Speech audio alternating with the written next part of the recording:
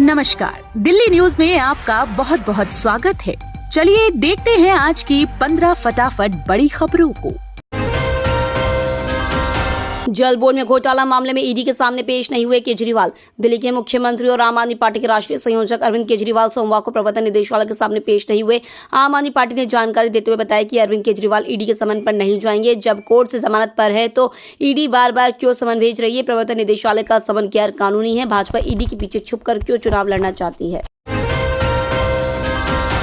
सत्येंद्र जैन फिर पहुंचे Tihar. Supreme court से नहीं मिली राहत। सुप्रीम कोर्ट ने धन शोधन मामले में आम आदमी पार्टी नेता सत्येंद्र जैन की नियमित जमानत वाली याचिका को सोमवार को खारिज कर दिया है।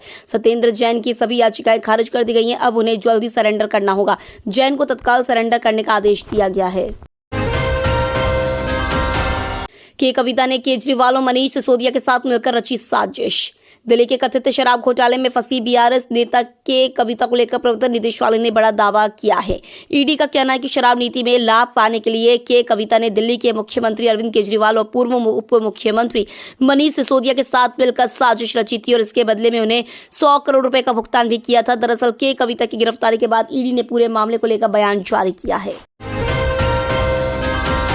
हथियार लाइसेंस से जुड़े मामले में मुख्तार अंसारी के बेटे अब्बास अंसारी को मिली राहत। गैंगस्टर से नेता बने मुख्तार अंसारी के बेटे अब्बास अंसारी को सुप्रीम कोर्ट ने सोमवार को बड़ी राहत दी है। हथियार के लाइसेंस से जुड़े एक मामले में कोर्ट ने उसे जमानत दे दी है। अब्बास अंसारी ने इलाहाबाद हाई कोर्ट के आदेश को सुप्रीम कोर्ट में चुनौती दी थी। फरवरी के महीने में अदालत ने सुनवाई करते हुए इस मामले को 18 मार्च के लिए सूचीबद्ध कर दिया था। धोनी की चेन्नई सुपर किंग्स ने भी इलेक्टोरल बॉन्ड से किया दान। इलेक्टोरल बॉन्ड की डिटेल सार्वजनिक होने के बाद रोज इसे लेकर नई जानकारी सामने आ रही है। बॉन्ड की डिटेल से यह भी मालूम चल रहा है कि किन कंपनियों की तरफ से इलेक्टोरल बॉन्ड के जरिए कब कब किस राजनीतिक दल को फंडिंग दी गई है। इसी कड़ी में चेन्नई सुपर किंग्स का नाम भी इलेक्टोरल बॉन्ड की लिस्ट में सामने आया है। चेन्नई सुपर किंग्स को Chennai super Kings cricket limited नाम की कंपनी चलाती है, जिसका पेरेंट ऑर्गेनाइजेशन इंडिया सीमेंट है। सिसोदिया पर सुनवाई के बीच कोर्ट में सीबीआई ने कहा कुछ और हाई प्रोफाइल लोग गिरफ्तार हो सकते हैं। शराब घोटाले के आरोपी आप नेता मनीष सिसोदिया की याचिका पर सुनवाई हुई है। सुनवाई के दौरान सीबीआई ने मनीष सिसोदिया की जमानत याचिका का विरोध किया। सीबीआई ने सिसोदिया की जमानत याचिका का विरोध करते हुए कहा कि कुछ हाई प्रोफाइल लोग गिरफ्तार हो सकते हैं, जांच चल रही है और आरोपी इसको नुकसान पहुंचा सकते हैं। मनीष सिसोदिया की तरफ से दलील देते हुए वरिष्ठ वकील ने कहा कि अदालत कार्रवाइयों में काफी देर हो रही है। सुप्रीम कोर्ट ने कहा है कि अगर अदालती कार्रवाई धीमी गति से चलती रही तो आरोपी 3 महीने बाद जमानत के लिए गुहार लगा सकता है। यूपी के पूर्व मंत्री आजम खान को डूंगरपुर मामले में हुई 7 साल की कैद। उत्तर प्रदेश में समाजवादी पार्टी के नेता और पूर्व कैबिनेट मंत्री आजम खान को डूंगरपुर मामले में 7 साल की सजा हुई है। एमपी एमएलए कोर्ट ने सोमवार को रामपुर के चर्चित डूंगरपुर मामले में आजम खान पर 5 लाख रुपए का जुर्माना भी लगाया है। इस मामले में अन्य 3 दोषियों को 5 साल की सजा दी है। उन सभी पर 2 लाख रुपए का जुर्माना लगाया गया है। आजम खान 22 अक्टूबर 2023 से सीतापुर की जेल में बंद है। कमलनाथ के करीबी सहयोगी और कांग्रेस के कुछ पदाधिकारी भाजपा में शामिल हुए। लोकसभा चुनाव से पहले मध्य प्रदेश के पूर्व मुख्यमंत्री कमलनाथ के एक करीबी सहयोगी और विपक्षी कांग्रेस के कुछ अन्य पदाधिकारी सोमवार को सत्तारूढ़ भाजपा में शामिल हो गए। बहुजन समाज पार्टी के प्रदेश प्रभारी भी भारतीय जनता पार्टी में शामिल हो गए। कांग्रेस के पूर्व प्रवक्ता सैयद जफर भोपाल में मुख्यमंत्री मोहन यादव और पार्टी के प्रदेश अध्यक्ष वीडी शर्मा की मौजूदगी में भाजपा में शामिल हुए। भारत से अमेरिका को स्मार्टफोन का निर्यात 254% बढ़ा। भारत से अमेरिका को स्मार्टफोन निर्यात चालू वित्त वर्ष के पहले 9 महीने यानी अप्रैल दिसंबर अवधि में 253.70% बढ़कर 3.53 अरब डॉलर पहुंच गया है। भारत इसके साथ ही चीन और वियतनाम के बाद अमेरिका का तीसरा सबसे बड़ा स्मार्टफोन निर्यातक बन गया है। हालांकि इस दौरान चीन और वियतनाम से निर्यात में गिरावट आई है। भारत 2022-23 की समान अवधि में भारत ने अमेरिका को सिर्फ 99.8 करोड़ डॉलर के स्मार्टफोन बेचे थे। वाणिज्य मंत्रालय के आंकड़ों के मुताबिक 2023-24 के अप्रैल दिसंबर अवधि के दौरान स्मार्टफोन निर्यात में भारत की हिस्सेदारी बढ़कर 7.76% पर पहुंच गई। चुनाव के बीच में भूटान जाएंगे पीएम नरेंद्र मोदी। प्रधानमंत्री नरेंद्र मोदी इस हफ्ते भूटान की एक संक्षिप्त यात्रा पर जाएंगे। भारत में चुनावों की घोषणा के बाद आचार संहिता लागू हो चुकी है। सूत्रों के मुताबिक ऐसे में इस दौरान कोई समझौते या घोषणा नहीं होना है। इसके बावजूद पीएम मोदी की यह भूटान यात्रा काफी अहम होगी। प्रधानमंत्री की इस यात्रा के जरिए भारत इस हिमालयी देश को महत्व देना चाहता है।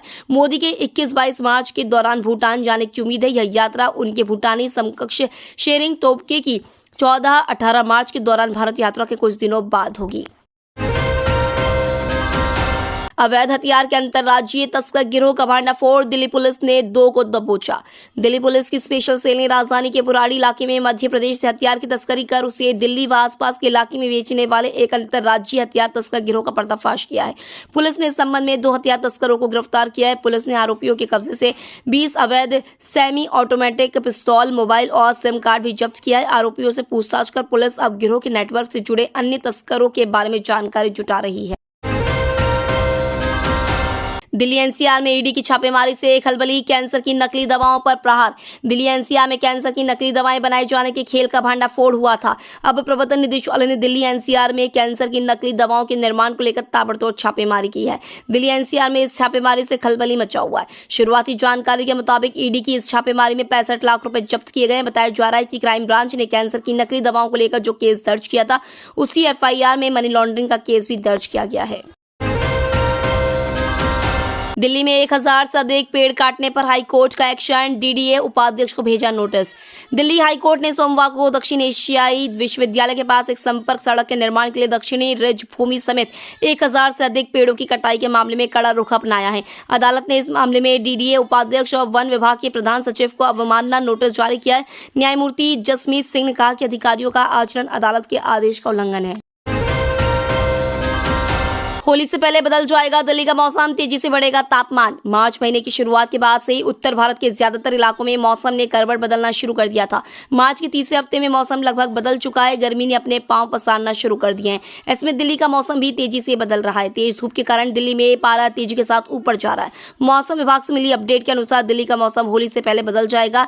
इस दौरान दिल्ली का तापमान तेजी के साथ ऊपर जाएगा। भारी मात्रा में विदेश जा रहे भारतीय सिम कार्ड, देश की सुरक्षा को खतरा। चीनी गेमिंग ऐप के जरिए ठगी करने वाले गैंग के सदस्य भारी पैमाने पर भारतीय सिम कार्ड को विदेश भेज रहे हैं।